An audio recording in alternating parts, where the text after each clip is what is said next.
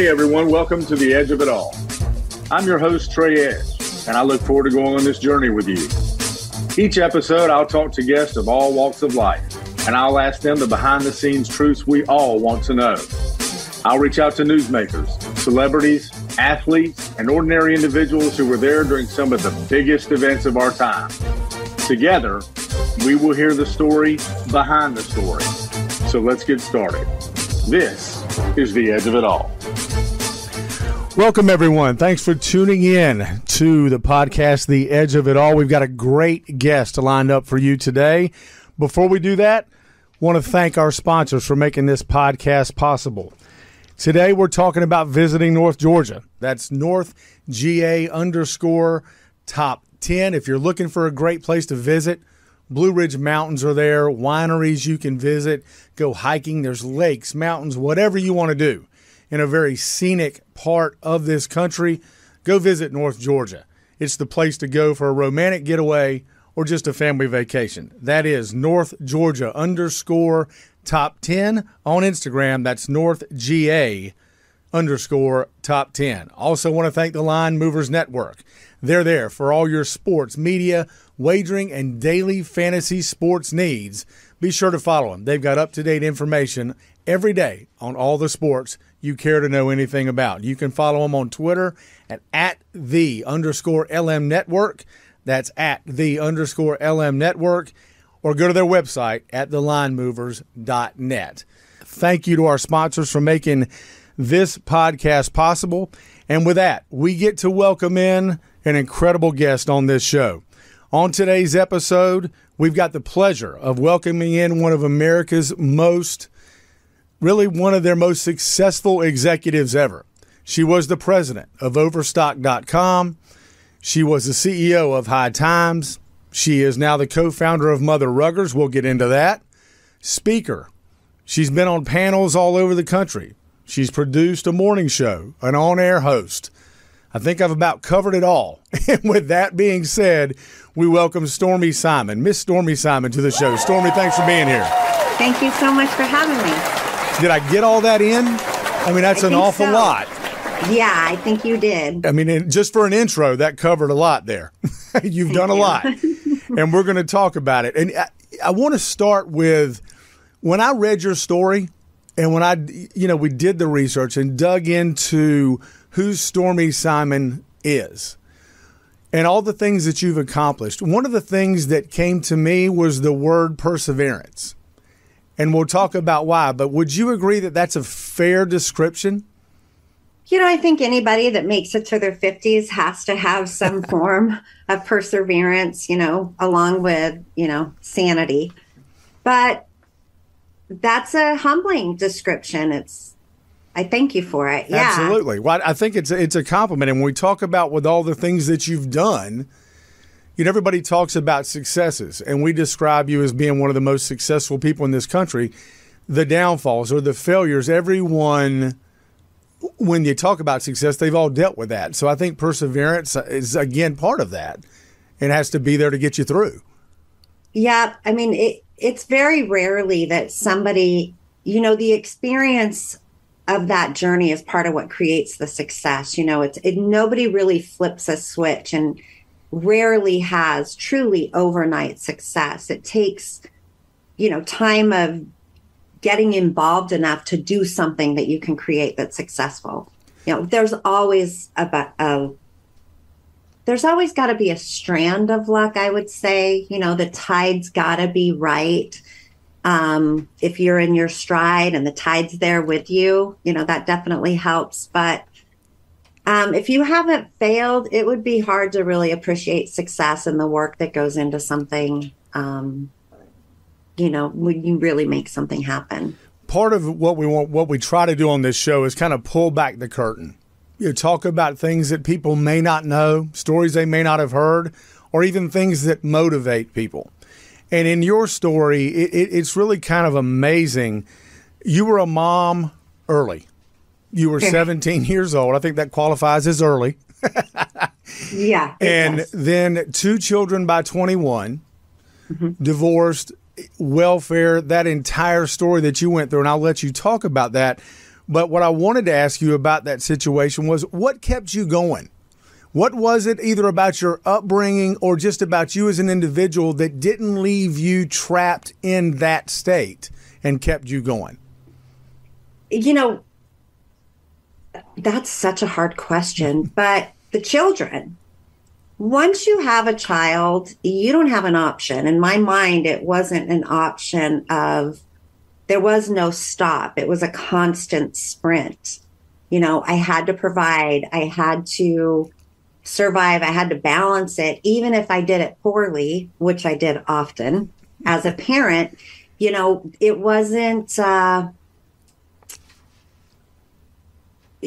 think becoming a parent so young and being that naive, like we talked about experience, I didn't know to not be scared. Right.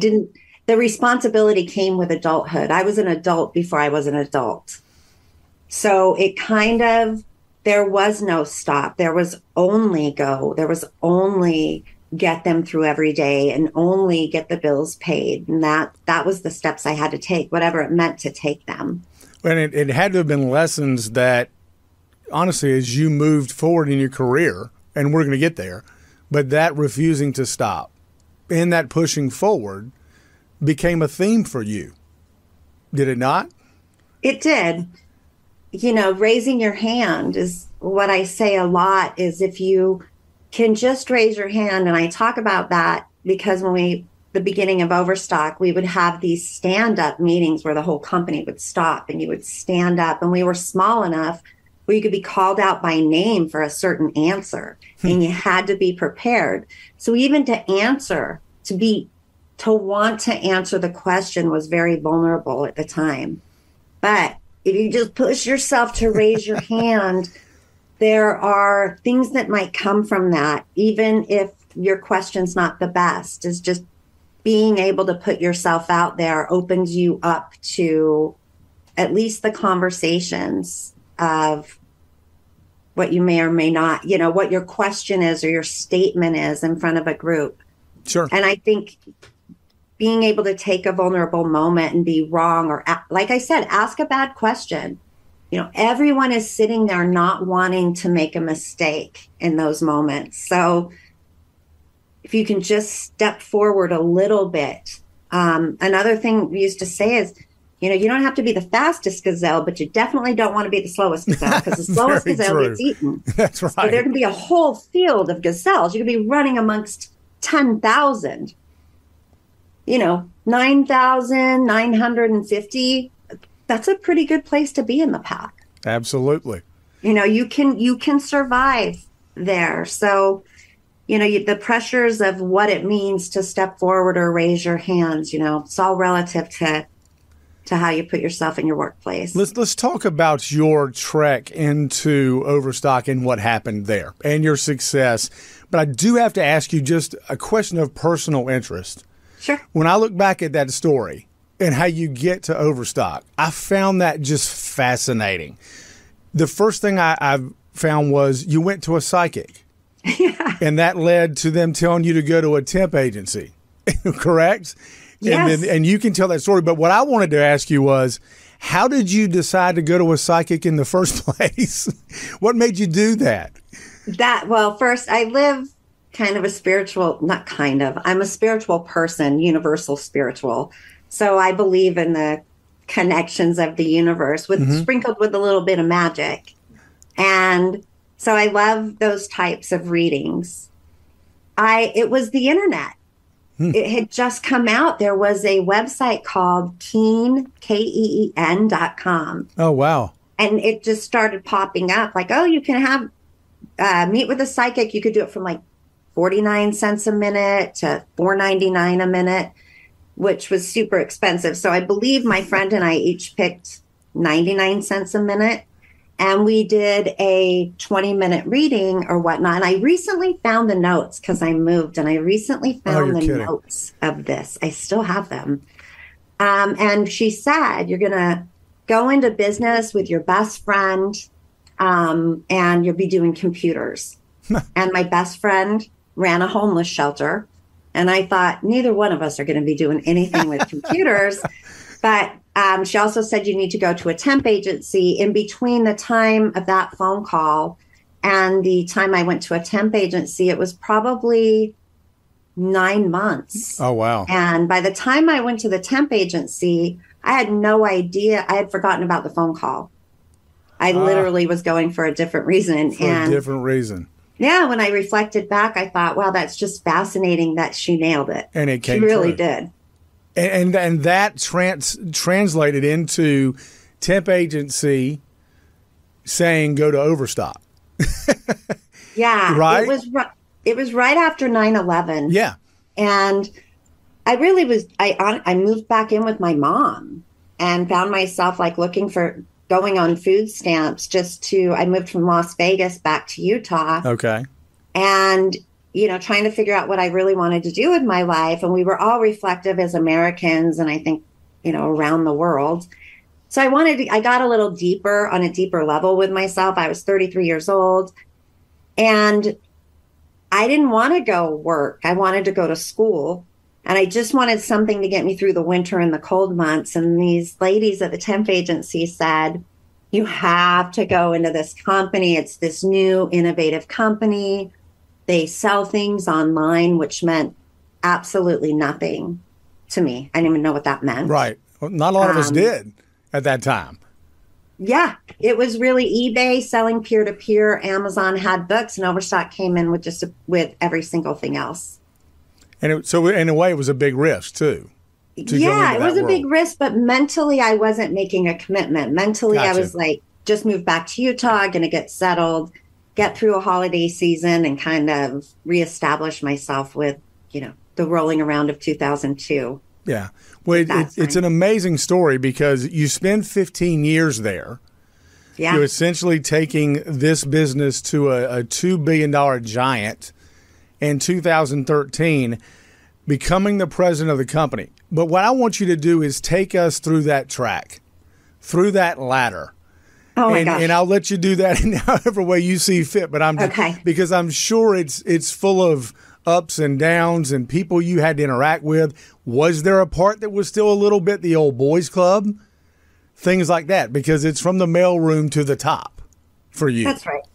That's right. And there's so many layers of the story, from first just the personal experience that I was able to have in business, not having gone to college and coming from the zip code I came from, having these experiences of building many departments and many things to see them from zero to success, from seeing them from a crumb of an idea into a full-blown gingerbread house. It was an amazing experience that as I reflect back on, I become more and more grateful for.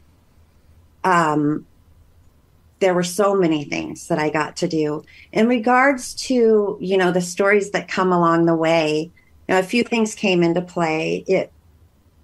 There's never a moment I was a victim. It's a success story. But, the boys club, of course, my God. The idea that you could work during the years that were kind of my peak working years and not have a boys club. And boys club can mean many things. Sure. And in Utah, in the Mormon religion, I can't get to heaven without a husband. So, the boys club in that culture means something totally different too. Gotcha. Or in addition to. Right. So there's a lot of different layers within, building a business and having gone from those. A lot of it was she must be sleeping with the boss. Okay. How much that came into play and shamed me and, was really something I battled against. That was part of it too, but there was never a time where that was the most important part. My hurdles were far bigger. Mm-hmm. They were how to get award-winning customer service, how to cut money out of a department and prove that I wasn't sleeping with the boss. And quite frankly, even if I was, I did an amazing job. Women shouldn't have to have those conversations every time they have success. Absolutely. It's a really weird thing. So of course, you experience that as a woman my age. If you've got the work years that we experienced, if you take it back to the 70s, they had zero voice. Our parents were the one that taught us how to shrug it off, how to try to not pay attention to it. My mom did a lot of that for me, is point out that, you'll be viewed as two ways and, by men. And it's an evolution. And I'm really proud of the steps that women and corporations have taken. But sure, there was a lot of it. You read 10 books on that. Wow. And there was two questions I wanted to ask you about that. The first, I want to stick with the women part of that and where we've gone in terms of today's world. I read where last year, I think it was less than 10% of the S&P 500 companies had females as their CEOs. When you were at Overstock, you went from 7% to 33% female executives. So it was a fight for you where you decided this is a hill I'm going to stand on. And that was obvious in researching and reading that. So I wonder, when you look at that, what pride you take in it and where you really think we are today. Have we come that far? At the time, I know what I felt like being the only senior female executive at most meetings. I knew, the woman that's currently the chairman of their board, she was the boys club at the time. Mm-hmm. She was part of that. So I knew that having women in the room on my own executive team was very important. And it wasn't that we had all bad guys. These were smart people that did smart things. But the balance of opinion and conversations definitely needed the women. So I sprinkled it as it happened. It wasn't like any woman was given the job because of that. You had to find the right people for the right job.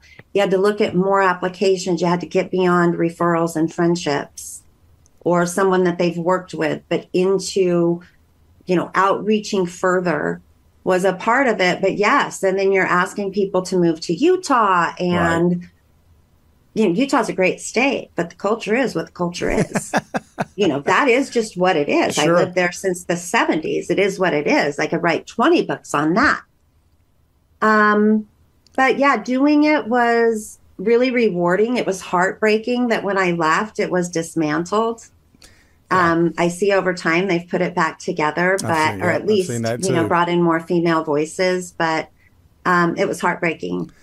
And one of the other questions I wanted to ask you, you described yourself as rebellious at one point. I think I read or listened to an interview where you said that. And if you look at some of the things you did at Overstock, even coming up with the slogan, discover the big O. To me, it's pushing the envelope a little bit.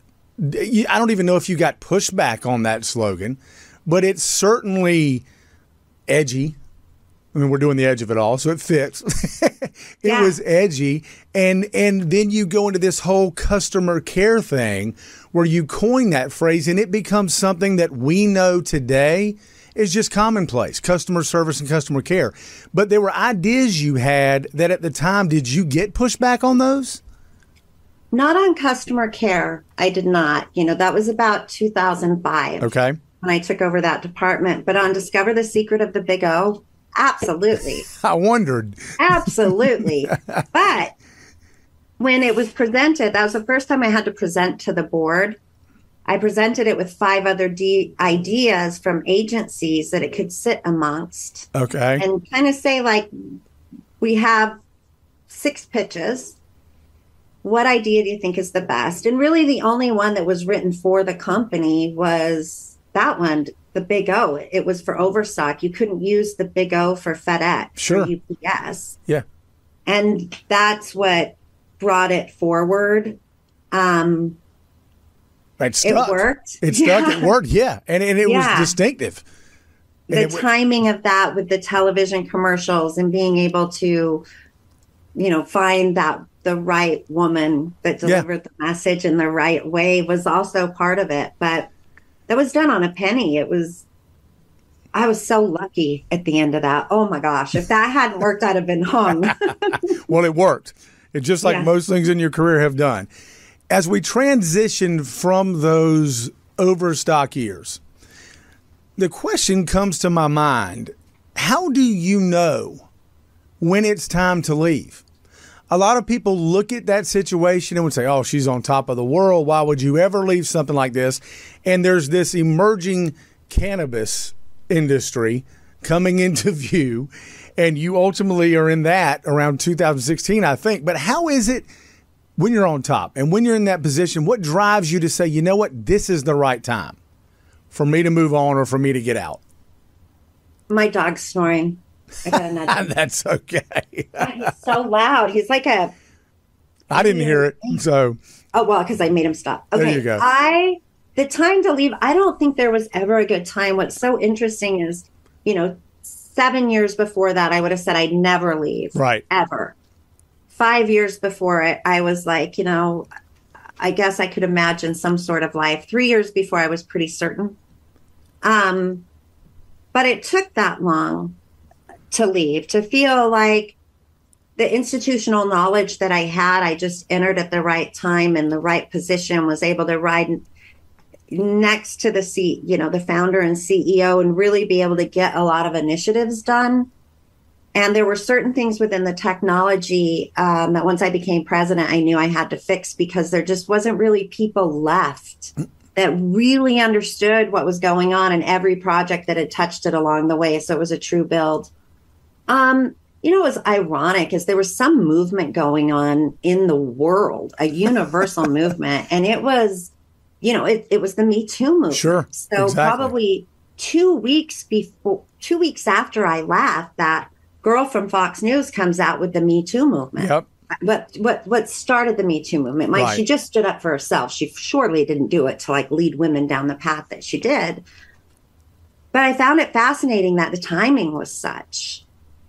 So I think there comes a point, we talk about women at the, 10% of women are at these big companies, or how it's harder for women to get investments. And, when you look at the world, where's Oprah in the investment world? Jeff Bezos is building rockets to go to Mars and the moon, right? Right. What's Oprah doing? She's working with Deepak Chopra. She's doing things that are completely more spiritual and sending a different message. Right. And I think that's what women prefer to do. Interesting. It's important that we do both, because we need to bring this to the business world, like our femininity in a capitalistic market. Absolutely. It's contradictory, but it's not like, I had personally, when you think of the beginning story, and then the fortunate place of where I got to go in the rooms I got to sit in, who gets to do that? You do. Yeah. And, you think of that, I wasn't looking to build my rocket into space. There's moments where it's I love that company. I bled for it. I'm so, so proud of everything. And I was super proud to leave. Interesting. Few things happened that just, for me, and the accountability and the voice that I needed to have in that company in order to feel good about leading it at that point, that dictated the time I had to leave, really. There was, a few things. And then the Me Too movement came right after it. And I thought, wow, women are really just coming up and saying, I think we've just had enough of a lot.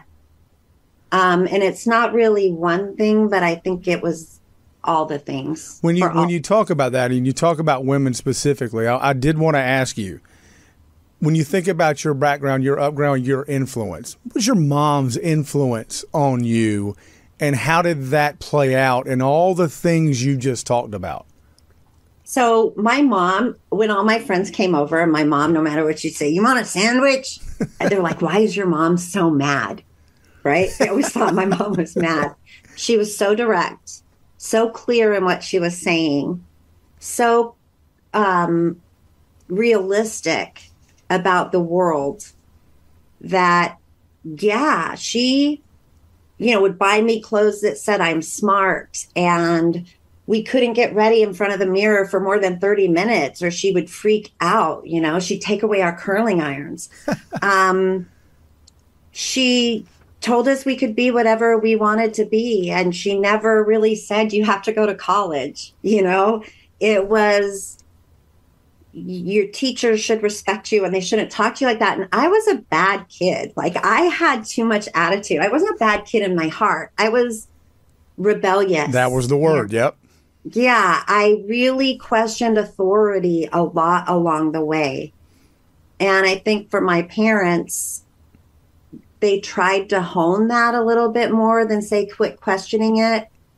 And just rein it in a little bit, maybe? Well, they'd kind of take my side sometimes. Sure. Like, they would understand how I was seeing the world, but rein it in a little bit. Yeah, if you want to get through, you have to accept things, you know.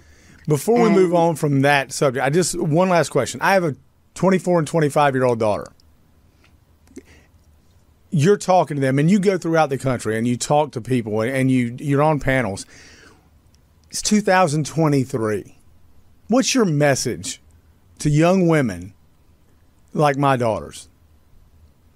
I find that the young women nowadays, they are our teachers, aren't they? They're out there so proud. They're shameless with their bodies, which is really curious to me because my mom raised us so conservatively. And as a dad, it's not always easy to handle. But right. It'd be horrible to handle as a dad, but our view of the world is different than my son's. Sure. Right. So the next generation is a little more hopefully tuned in. But I learn from people like your daughters every day because they're coming from a different place. You know, Absolutely. We were playing down sexuality to be seen as smart. They get both worlds. Sure. They get to be their feminine self and be girls and women and all the things that make us girls, and also be smart and get to wear that proudly, not hide themselves behind a suit. And this doesn't have anything to do with exposing your body or showing your body. It's just a way of saying, you know, we are looking so far past all of these gender roles so quickly that society should move rapidly. So your daughters, they're going to encounter it. There's zero chance you don't encounter it because there's 7 billion people in the world. Absolutely. Half of them are men. But, you know, what my mom would tell me is their first impression is their first impression. And it's up to you if you want to fight for a second. Like if they see you, you know, as beautiful or if you have a nice dress on or whatever, and that's as deep as it's going to go, save your breath. Like save it for somebody who can. And then, you know, maybe if they want to buy you some shoes, you can give them your address. Like whatever, you know my point, right? You know what I'm saying? If that's the depth of the man, let him have the depth. You're not going to change his world. Sure. Argue, you can do it. But really what you got to do is a lot of what I did at Overstock. I wanted to stand next to them. And I wanted to work next to them because I wanted to outwork them.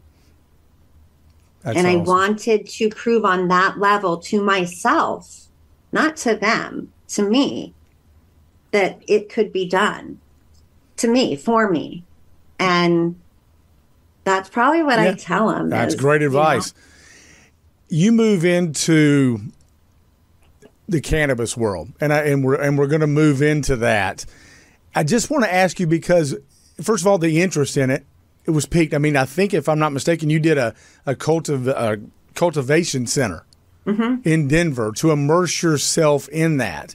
And it strikes me that that's just who you were. You whether it was at Overstock or now you're going into the cannabis industry, it was you were totally in. You were all in. You were immersed in it completely. So to throw yourself now into this cannabis industry that was exploding, but at the time, maybe we didn't know a lot about it, but you got in it, learned it, got associated, became CEO of High Times. Just talk to us about that journey, because still to this day, for a lot of people, we don't quite understand it. Yeah, I love talking about this part. Cannabis for me, I found it as a teenager and I found that it worked for me. You know, you can talk to people that say, oh, cannabis puts me to sleep or cannabis does this, and it might. You know, whatever their experience is theirs, but it also does miracle things. And the reason we don't know about it, the reason it's still a question for people is because we haven't been able to study it. So when I went to Denver, I was really just excited about the thought of that freedom. Like, it's a plant. It's a plant. Like, you can't say God's green earth and say, except for this, this, and this. How so it's bad a can plant it be? that's like this horrible plant, this bad plant. Thousands, millions of people have gone to prison over this plant. Yep. Just horrific. So I get to Denver working in this cultivation center with 2 medicinal dispensaries, which were phenomenal. And I start meeting people that are healing from the plant and like they know what they're doing with the plant. For me, I just knew if I had anxiety, it would work. If I couldn't sleep, it would work. Those types of things, user experience. They were bringing like research that they had done on their own or that the community had put together, whether that's Charlotte Webb with the CBDs or only plants, whatever it was all come together in 2016. I learned more and more about it as a medicine, meeting sick children, kids with brain cancer. The list goes on. And then every now and again, you get a couple really miracle cases where it's like, and then we gave them cannabis and poof, like magic happened. So why is this, and why isn't this just being given to every single human that has cancer? Just to see if they're a miracle case in the meantime. I went back, I spent probably 4 or 6 months researching this cannabis industry. I do a talk on it. The Adventures of Cannabis goes back 10,000 years. Tell you all about the plant, but then I also, and why the government, which has no reason other than self-interest, prohibited it back in the, 1930s, really. But it was a medicine prior to that. We all knew it as a medicine, and it was all fine as a medicine. So for political reasons, we remove a plant from farmers. That's plastics. What hemp and cannabis family does. Right. Can recreate the world with hempcrete, all kinds of stuff, more things you can possibly imagine. But for us, we just outlaw it. Don't touch it again. Put people in prison, make all kinds of money, create a whole political prisoner system around it. A war on drugs, put farmers out of business. We do all of that, and we create drugs for billions of dollars. Absolutely. And we take everything that's not a plant. I mean, there's pieces of drugs that are plants, but the reason it was done was wrong. Took me out of the idea of making money within cannabis and kind of the advocacy side, which is how I got to High Times, which was a brand I loved my whole life, truly. And took that journey there in the hopes of prison advocacy and more medicinal, staying on the path of really having a megaphone and creating change in the whole world, not just for one plant, but for many things. Are you seeing it? And they decided to go down excuse me? Are you seeing it? I mean, are you seeing change? I mean, that was 2016 maybe when you got into that? Yeah, it's gone so big business, the industry, as far as getting a license, getting a dispensary, selling within your own state. I'm not sure how many states now, maybe. I know there was over 30 states that have laws around recreational or medicinal, however, dispensaries in them. And each state has different laws. So if you're a business in multiple states, you have to do multiple laws. It's really difficult to operate in. It's a thing that our government's done over time. And then they federally legislate it, and they'll redo, with the banks. They did this with the banking systems. They had 6,000 banks in America, and it got too hard to regulate and make rules for. So they tighten the rules, make it impossible for half of those banks to operate, and reduce it down to where 50% of our banking system is done through 4 banks. And that's easier for the government to manage. That's going to happen with cannabis. It happened with radio stations. History is written. This is just another story in which history, fits in. Is that the side of this we don't know? Whether you want to call it the political side or not, is that the side that just the general public doesn't get? Well, yes. And it's the side that we do in a capitalistic society. Like, we all don't get it because we don't, we're Americans, we're living it, it's our society. But, you can look back at, we've only been governed for 200 years. Utah was a state in 18 something. It's only 150 years old. Right. It's not a lot of history. You can follow these laws as to how the states operated differently and, how we formed federally. And we've done many things like this over and over. Sure. And that'll be the same with cannabis. Yeah. And as you jump ahead in this career, and you weren't done. We got to cannabis, and you and I could talk for multiple episodes, and we'll do it again. But I don't want us to get too far down the line without talking about what you're doing now. You know, we talk about Overstock, and we talk about what you've done in cannabis and all the different areas where you speak to people, speak to women, and messages when you go on, you know, MSN, do all these different things where you talk about things that you have a passion for. And now, co-founder of Mother Ruggers. Mother Ruggers, baby.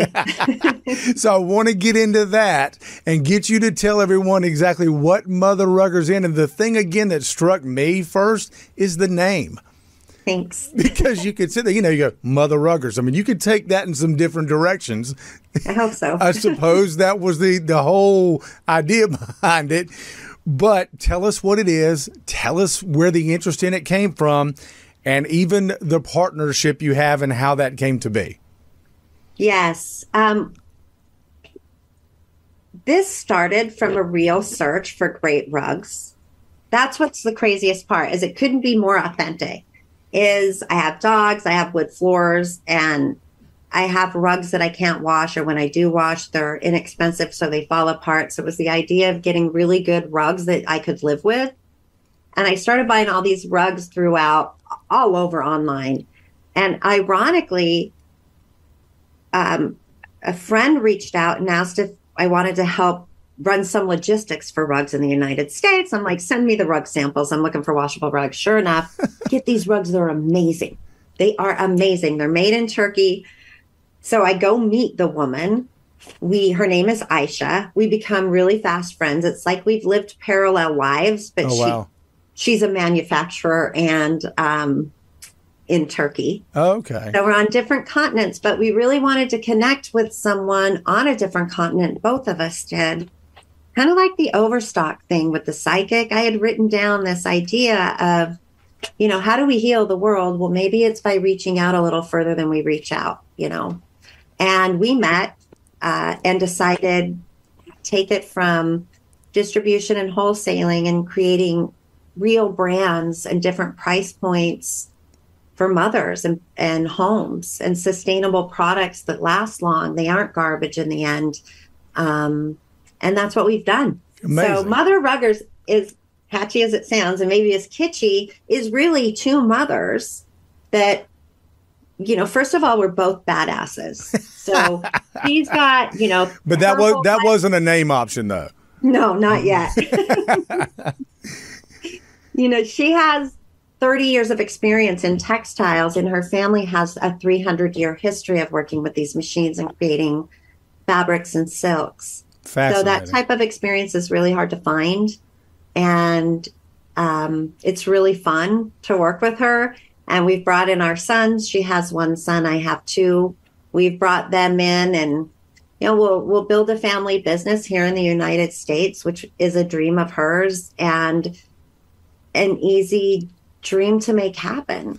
It is an amazing thread, though, to go from, okay, baby at 17, president of Overstock, I'm going into the cannabis industry. I'm going to become someone that when I speak, people listen, and I'm going to be sought after to come out and give a speech and be a role model for women, to rugs.